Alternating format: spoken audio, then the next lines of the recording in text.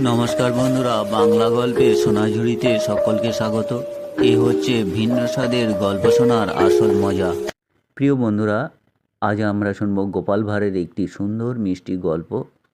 গল্প পাঠ আপনাদের যদি ভালো লাগে, আপনাদের কাছে একান্ত নিবেদন, চ্যানেলটির সঙ্গে থেকে উৎসাহ দেবেন এবং সাবস্ক্রাইব করবেন। নদিয়ার মহারাজ একদিন ঠিক করলেন তিনি গ্রাম পরিদর্শন করতে যাবেন। প্রজাদের সুখ দুঃখ নিজের চোখে দেখবেন। আর সঙ্গে যাবেন প্রিয় সভাসদ চতুর রসিক গোপাল ভাঁড়। রাজা বললেন, গোপাল, চলো দেখি গ্রামের মানুষ আমাকে কত ভালোবাসে, এটা আজকে প্রমাণ করে দেখব। গোপাল মুচকি হেসে বলল, মহারাজ, ভালোবাসা দেখতে গেলে ছদ্মবেশে যাওয়াই ভালো। রাজা তো অবাক, ছদ্মবেশে কেন?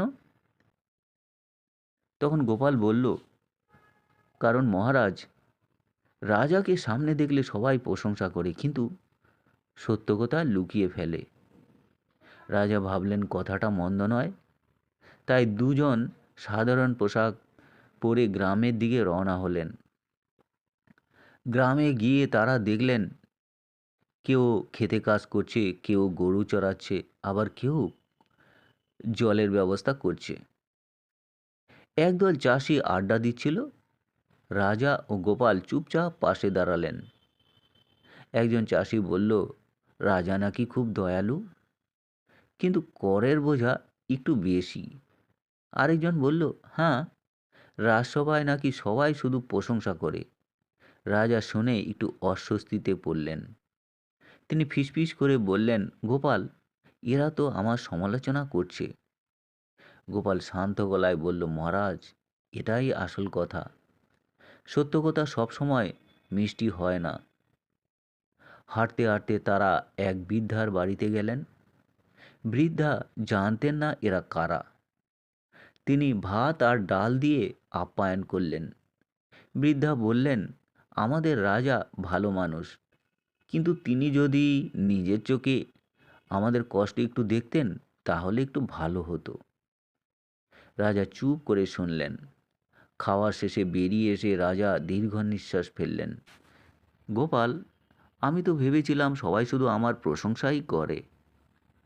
গোপাল হেসে বলল, মহারাজ, আয়নায় মুখ দেখলে যেমন দাগও দেখা যায়, তেমনি মানুষের কথায় রাজ্যের আসল ছবিও দেখা যায়।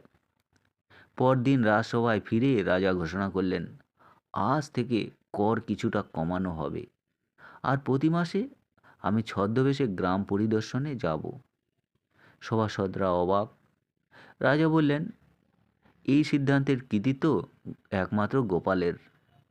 গোপাল প্রণাম করে বলল, মহারাজ, প্রজাদের সুখেই রাজার আসল সম্মান। সেদিন থেকে রাজা বুঝলেন, সত্য কথা শুনতে সাহস লাগে, কিন্তু সে সত্যই রাজাকে মহান করে তোলে। আর গোপাল, সে আবার প্রমাণ করল তার হাসির আড়ালেই লুকিয়ে থাকে গম্ভীর ভালোবাসা ও গভীর বুদ্ধি।